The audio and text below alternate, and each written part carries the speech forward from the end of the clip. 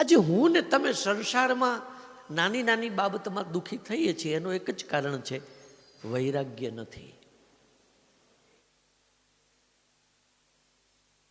એક ચંપલ આપણા ખોવાઈ જાય તો, અને પછી 10 દાડા સુધી ચેન પડે નહીં, અને જ્યાં ત્યાં મારા ચંપલ ખોવાઈ ગયા, મારા ચંપલ ખોવાઈ ગયા. પણ હવે ચંપલ દુનિયામાં મળતા જ નથી. જો વૈરાગ્ય હોય તો આપણને એવો વિચાર આવે કે ચંપલ મેં પગની રક્ષા કરવા માટે પહેર્યા હતા તો ખોવાઈ ગયા છે, બીજા લઈ લો. માણસ વૈરાગ્ય હોય તો નિર્ભય, એનો સમય સુધરે અને ચંપલનું ચિંતન થાય નહીં. વૈરાગ્ય હોય તો કોઈ એ ખોવાઈ ગયું, એની મન ઉપર કોઈ અસર ન થાય.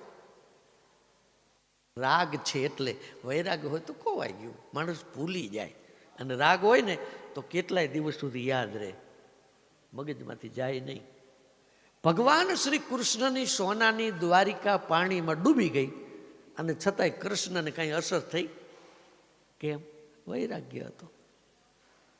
વૈરાગ્યવાન પુરુષનો અર્થ એવો ન થાય કે સારા કપડાં ન પહેરે, સારા ચંપલ ન પહેરે, સારું ખાય નહીં, એવો અર્થ નહીં કરવાનો. 32 વાતની વાનગી ભગવાન કૃષ્ણની પાસે હતી, બધા ભોજન હતા, પણ આસક્તિ નહોતી. એ કદાચ એક દિવસ કાંઈ ન મળે અને તો એ ભાજીએ ખાઈ લે, તો વિદુરના ત્યાં ન કે હું 32 ભાતના ભોજન જમનારો છું વિદુર, કે મને પાંદડા તો ન જ ભાવે ને.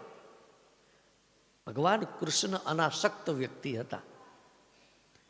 32 ભાતના ભોજન જમે તો અંદરની સ્થિતિ એવી, અને પછી વિદુરના ત્યાં ભાજી ખાય તો અંદરની સ્થિતિ એવી.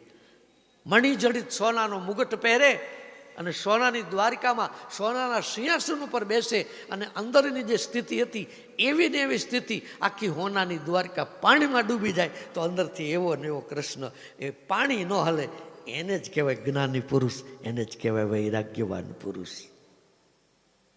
આપણે હોનાની વીંટી ખોઈ જઈ હોય તો બોલો કેટલી બધી અસર થાય.